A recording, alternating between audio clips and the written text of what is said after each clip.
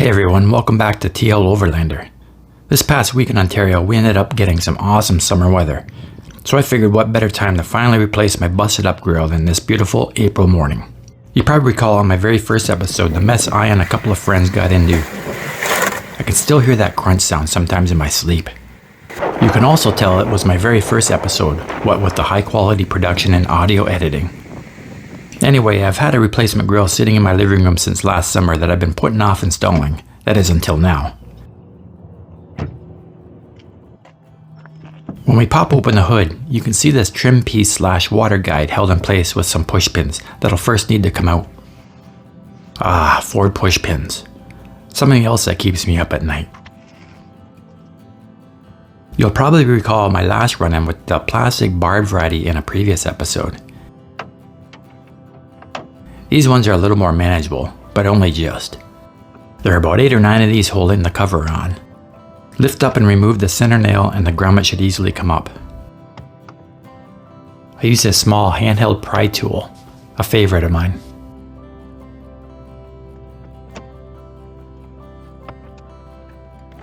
Once those are all free, the cover can be lifted out and set aside.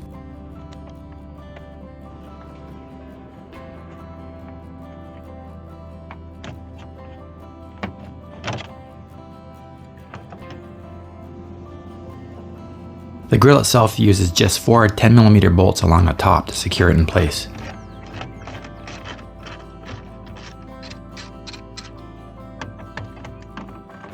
But before we fully remove it, we need to disconnect the forward-facing camera and the lens washer hose. I'm pretty sure I'm disconnecting this washer hose wrong here, and I risk snapping it with the screwdriver.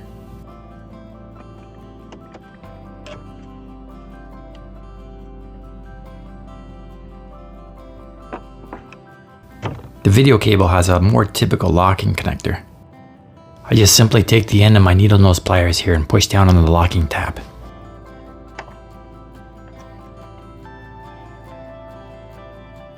Now we can fully remove the 4 bolts and pry away the grill off the truck.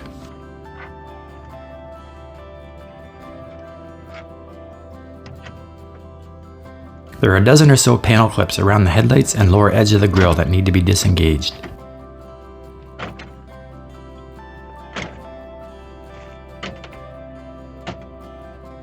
Once the grill is free, we can have a good look at the damage here, and it's pretty significant.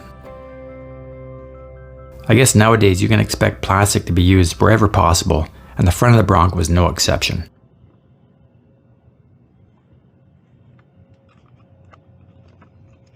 The entire inner surround is made up of sophisticated moldings, and a lot of it took damage, the least of which are the active grill shutters. This bottom vane on the passenger side is disconnected somehow, and the driver's side one is probably at the bottom of the river I tried crossing. More concerning, however, is the AC condenser. You can see how it's stoved in and likely rubbing up against the radiator directly behind it. Not cool.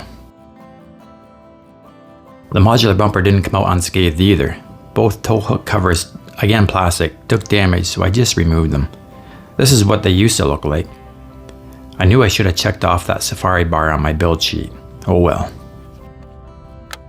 Looking at the grill itself, you can see a chunk missing out of it, and some cracking and some broken clips.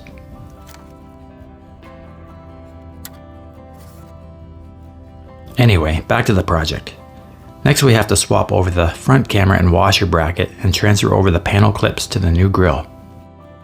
Not surprisingly, the line and hose are held in place with yet some more wonderful barb pins.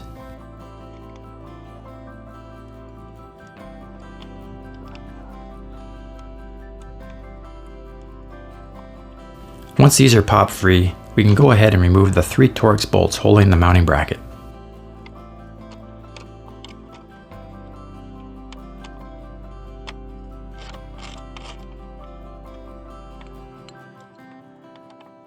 Simply transfer it over to the new grill and fasten it in place, then snap all the hose clips down.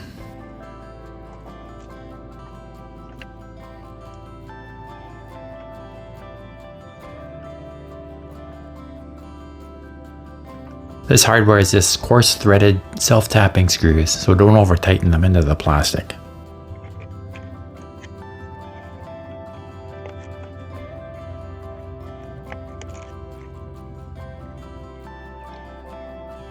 Now for the panel clips. I've had many run-ins with these guys in the past, and I knew it was going to be a battle. Sure, I could have took my time and pried up the individual little barb tabs, but nope. I'm not worried too much about the old grill, so instead I just muscle them off. Unfortunately, some of my original clips are probably also at the bottom of the river. But no matter, the receiving parts on the truck are half destroyed anyway, so I'll just space these out as best I can.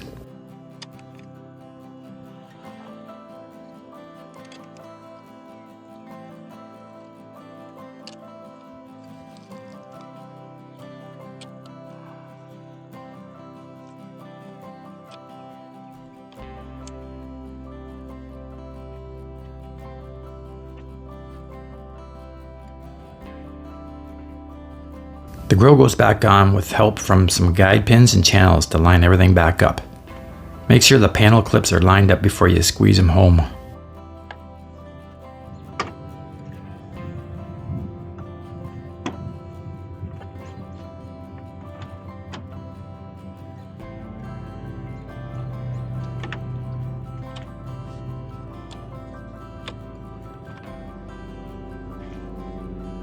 Next, we want to reconnect the camera and washer hose, followed by the 4 retaining bolts.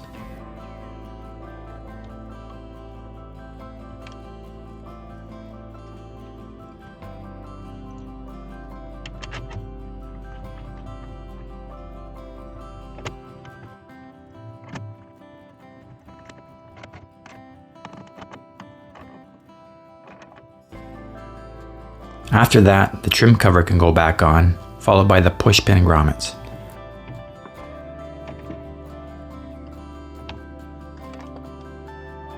The passenger side of the cover gets sandwiched underneath the intake snorkel.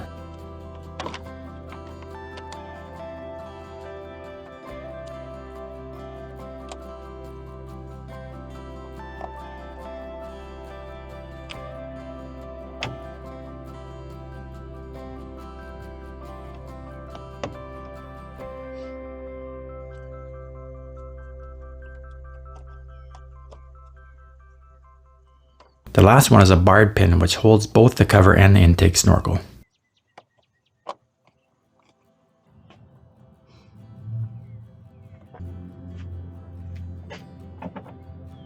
And that's it. Close up the hood and have a look. Oh, about this new grill.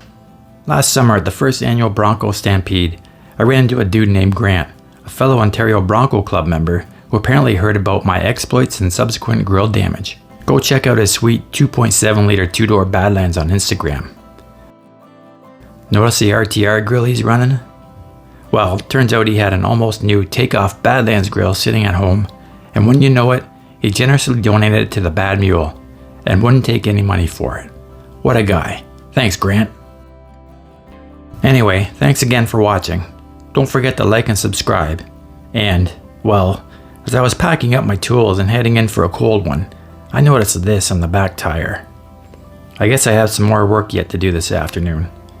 Until next time, bye for now.